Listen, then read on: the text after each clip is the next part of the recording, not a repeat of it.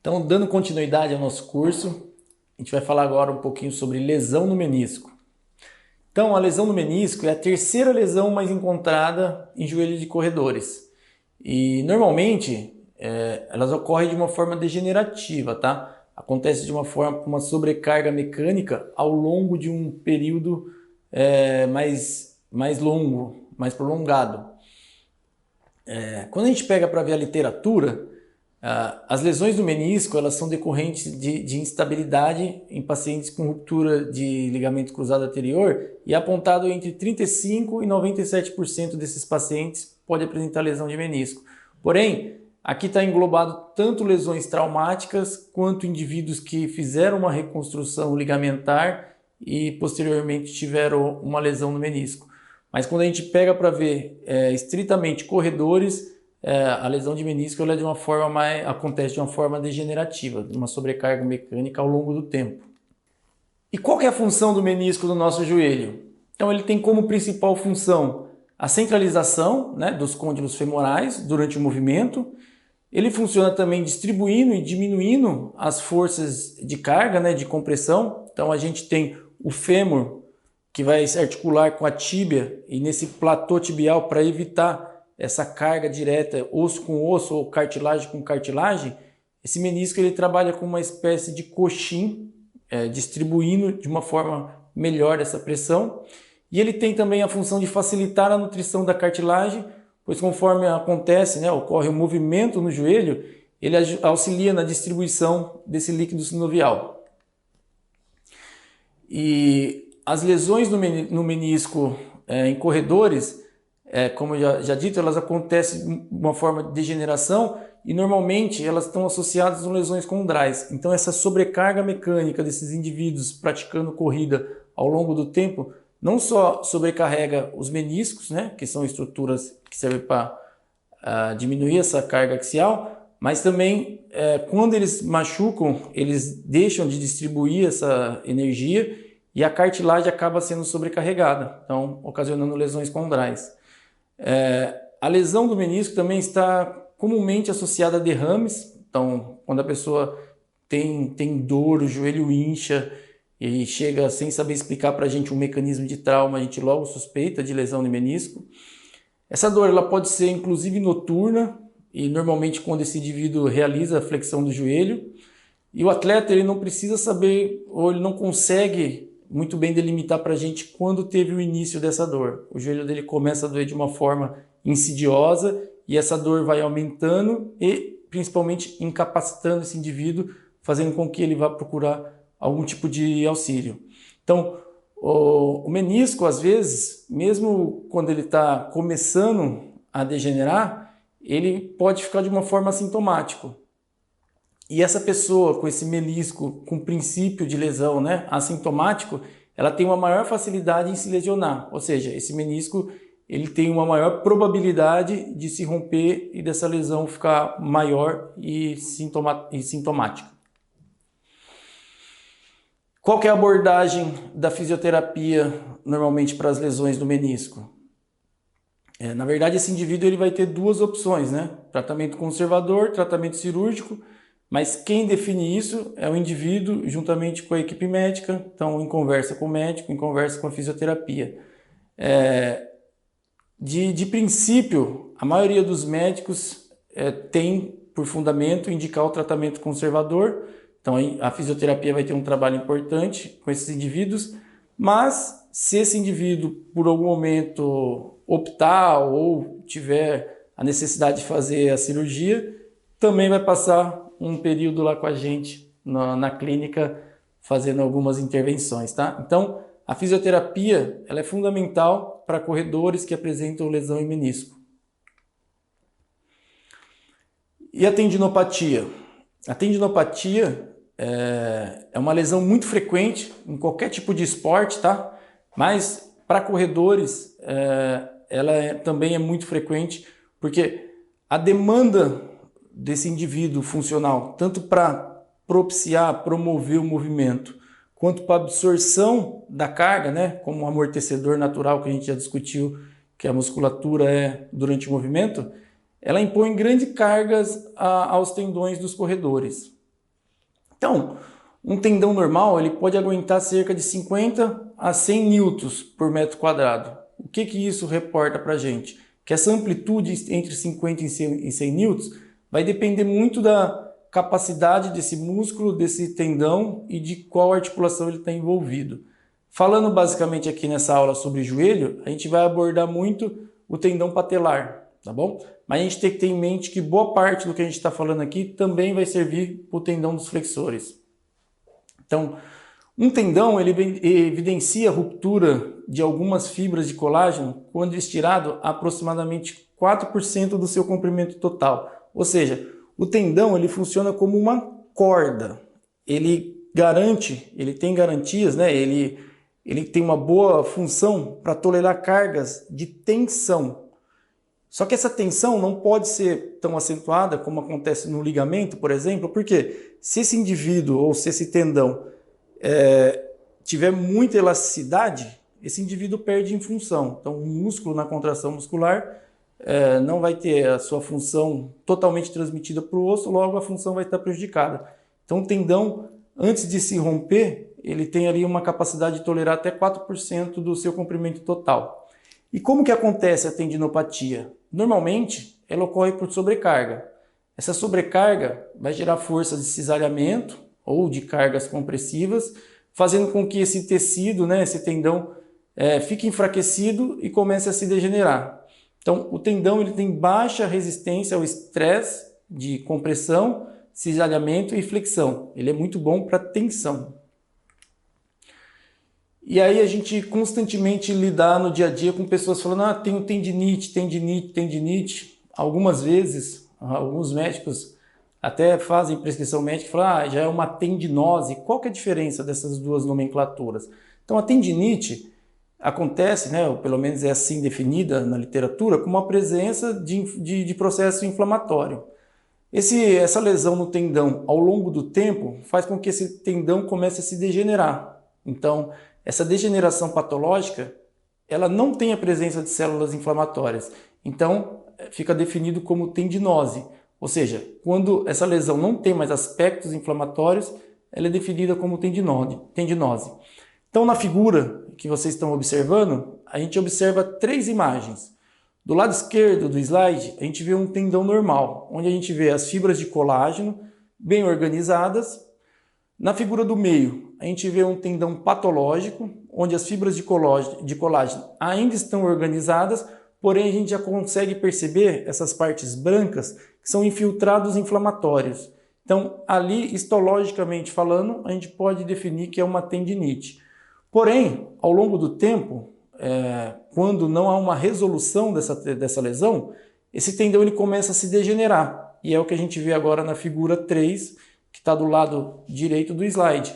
Então, o tendão degenerado, ele tem uma desorganização dessas fibras de colágeno, como a gente pode perceber, já não tem mais infiltrados inflamatórios e normalmente essa desorganização vem acompanhado de neovascularização. Então, quais são os fatores de riscos numerados na literatura que podem ter influência para o desenvolvimento de uma tendinopatia? Então eu trouxe para vocês essa revisão sistemática de 2013 do Van der Roop, que ele aponta algum desses fatores e que a gente pode perceber que é bem frequente no nosso dia a dia. Então, pessoas com sobrepeso e que tem um índice de massa corporal acima do limite, a relação cintura-quadril, né? Então vai fazer um aumento desse ângulo Q, que pode sim ter uma relação com a sobrecarga nesse tendão patelar. Altura do arco plantar, são pessoas que têm o pé mais desabado, têm um maior risco de desenvolver uma tendinopatia. Comprimento dos membros inferiores, ou seja, a dismetria de membros também pode ocasionar uma sobrecarga tendínea. A flexibilidade de quadríceps e a força do quadríceps também. Então, como a gente já reportou há alguns slides atrás, o músculo ele funciona tanto como um propulsor, né, no movimento, mas também como um amortecedor durante o movimento. E o desempenho no salto vertical, pois, como a gente já citou também, a corrida é uma sucessão de saltos e pessoas que têm uma dificuldade, uma debilidade para desenvolver o salto vertical, no teste do salto vertical, também são pessoas que comumente acabam sendo sobrecarregadas durante o movimento da corrida e desenvolvendo uma tendinopatia patelar. Nesse outro artigo de 2014, ele também tentou, uma revisão sistemática, ele tentou relacionar quais são os fatores biomecânicos que podem predispor esse indivíduo ao desenvolvimento de uma tendinopatia. Então, o que ele apontou? Déficit de absorção de carga excêntrica, excesso de rotação interna e adução, e o treinamento do gesto esportivo foram os 3 principais fatores para desenvolvimento da tendinopatia patelar.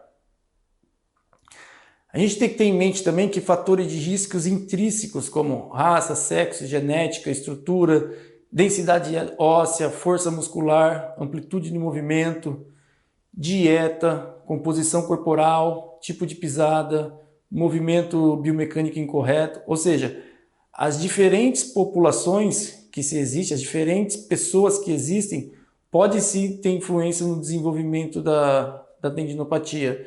Porém, é importante a gente tentar direcionar cada vez, seja o sintoma, seja a função, seja a pessoa, a idade, tentar perceber quais são as alterações que podem estar presentes ali e ocasionando essa tendinopatia.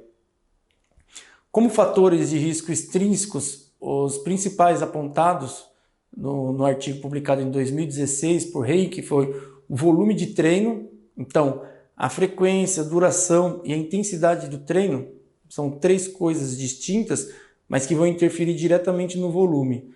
Então, quantas vezes por semana essa pessoa corre? Qual a duração de cada treino dela? E qual a intensidade que ela está fazendo o treino? Uma boa planilha de treinamento pode auxiliar a diminuir esses riscos. A superfície de treinamento também é importante. Então, a gente sabe que hoje em dia a prática da corrida ela não é feita só no solo, só no asfalto, só no parque. Então, tem pessoas que fazem corrida de montanhismo, tem pessoas que gostam, agora em tempos de pandemia, as pessoas fazendo maratona, correndo nas suas esteiras.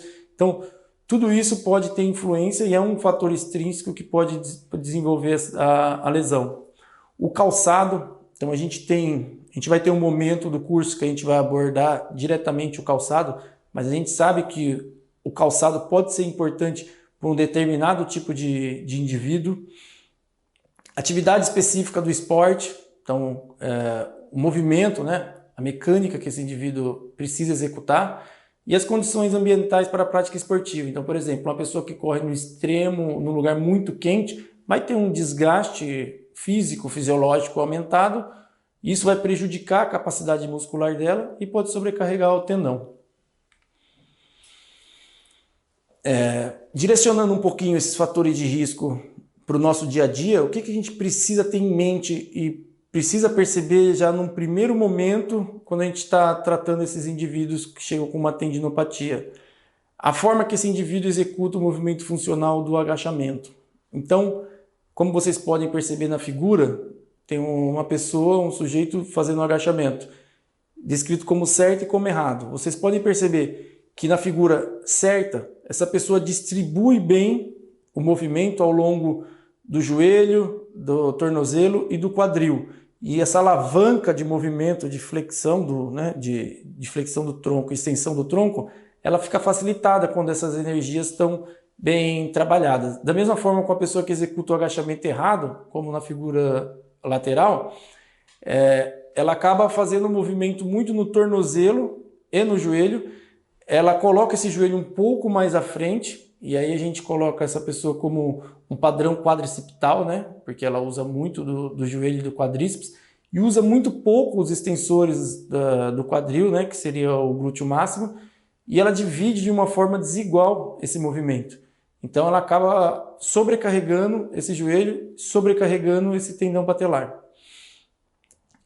Pessoas também que têm uma insuficiência de panturrilha, né? Do déficit dos plantiflexores, eles acabam, durante o movimento da corrida, se utilizando muito do quadríceps para aumentar essa propulsão. Então é uma coisa importante que a gente precisa perceber também no dia a dia. E como que a gente trata uma tendinopatia? Novamente, a gente não vai abordar aspecto intervenção por intervenção, mas sim quais seriam as diretrizes principais. Mas, num primeiro momento, controle dos sintomas. Basicamente, a pessoa chega na fisioterapia, chega no tratamento porque está sentindo dor e é o principal benefício que ela vê no tratamento. E aí eu pergunto para vocês, essa pessoa tem que parar ou não parar de correr? Esse é um aspecto controverso na literatura, porém a gente pode testar. Então, pessoas que estão com sintoma de dor muito agudo, pessoas que têm dor durante todo o movimento da corrida, normalmente eu recomendo que não corram, que parem, interrompam o treinamento ou que substituam o treino de corrida por um outro tipo de atividade, seja o ciclismo, a natação, para que ela possa ter essa capacidade física dela estimulada, porém sem sobrecarregar o tendão. Tudo bem? Porém, pessoas que apresentam um sintoma menor, ou seja, elas têm dor depois de correr, não prejudica a função, ela está conseguindo treinar normalmente, porém sente que precisa tratar, porque realmente aquilo pode piorar, esse tipo de pessoa a gente pode até deixar continuar em atividade.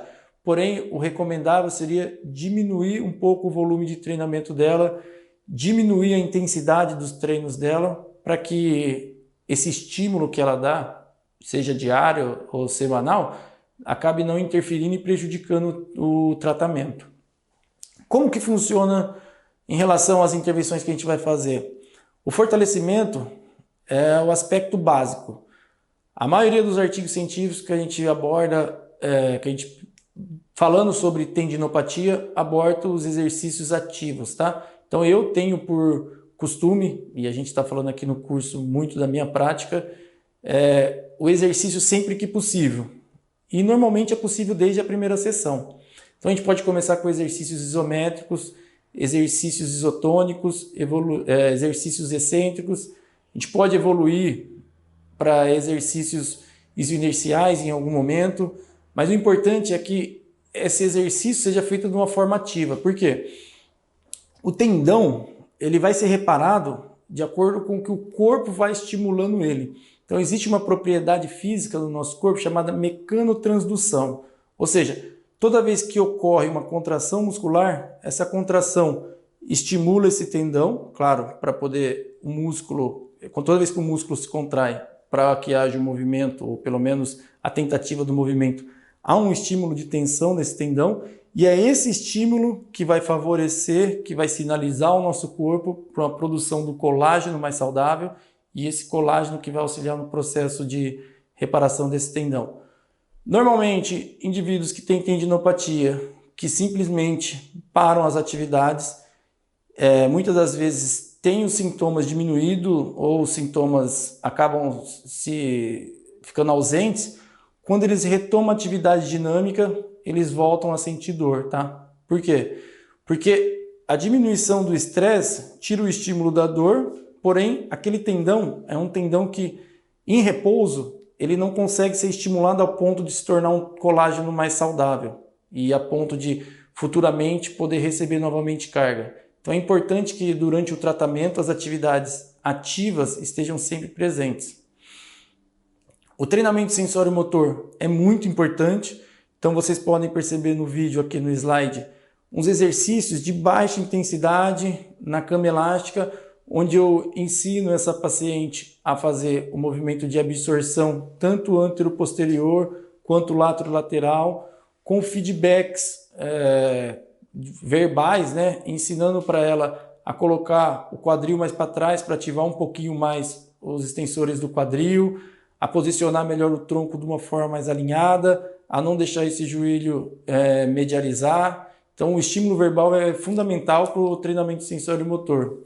E a correção da biomecânica. Então, normalmente, indivíduos que têm a tendinopatia patelar, principalmente, eles têm um comprimento de passo aumentado, eles têm um excesso de excursão vertical, eles têm uma mecânica que aumenta essa força de reação do solo, e essa força de reação do solo aumentada acaba sobrecarregando o tendão desse joelho.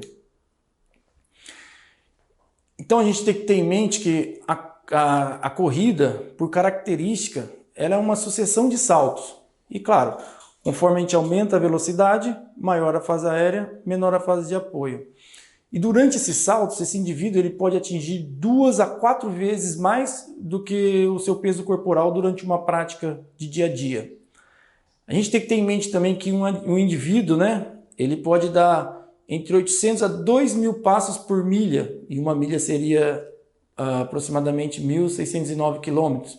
Ou seja, o aumento dessa força de reação do solo, em comparação com a marcha, associada à quantidade de passos que esse indivíduo dá, pode sim sobrecarregar muito esse tendão. Então a gente tem que ter, e esse joelho também, consequentemente.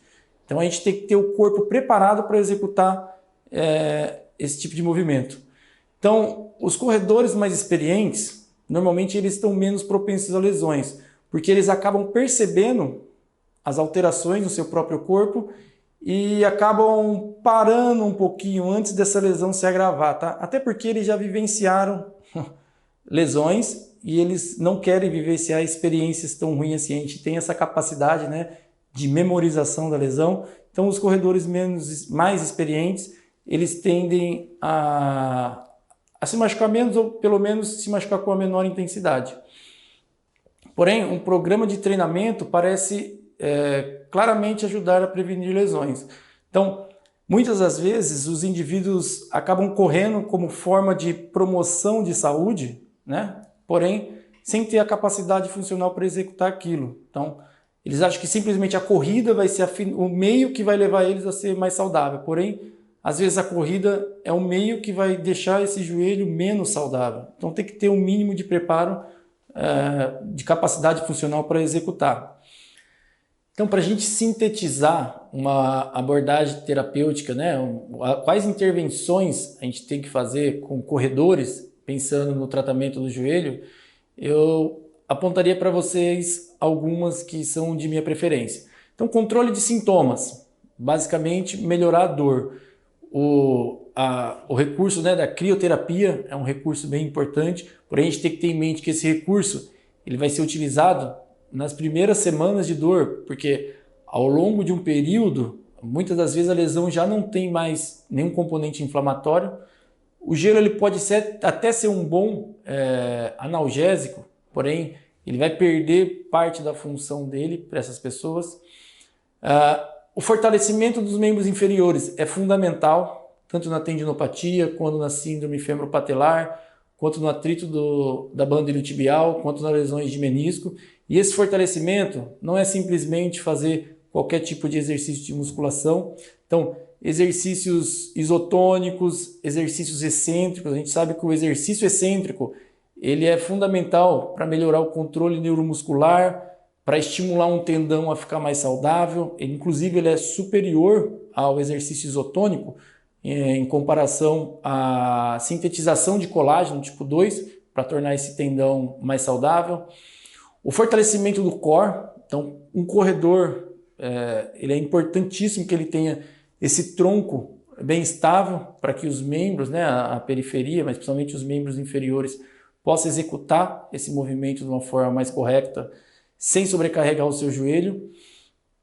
Treinamento sensório-motor também é fundamental, então corrigir padrão de absorção de carga, movimento de corrida, a fase de impulsão, controle de valgo, se choque de calcanhar ou com o antepé, a forma que essa pessoa vai entrar para sobrecarregar ou não esse indivíduo. Então o treinamento sensório-motor ele é fundamental, inclusive a taxa de desenvolvimento de força é muito importante, tá? Então a gente percebe que muitas pessoas tendem a fazer treinos intervalados para gastar mais energia, para ganhar adaptação periférica, seja qual for o motivo, mas muitas dessas pessoas não conseguem fazer nem saltos na escadinha, saltos unilaterais. Então assim, ter um repertório motor é importante, treinar esse repertório motor para que depois, durante a corrida, a prática fique mais saudável.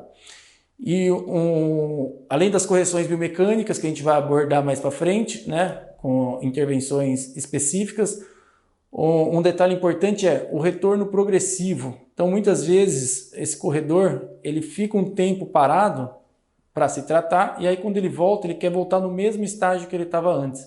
Então, isso não é recomendável, é sempre necessário diminuir carga, diminuir volume, diminuir intensidade e ir colocando esse indivíduo para ser estimulado progressivamente.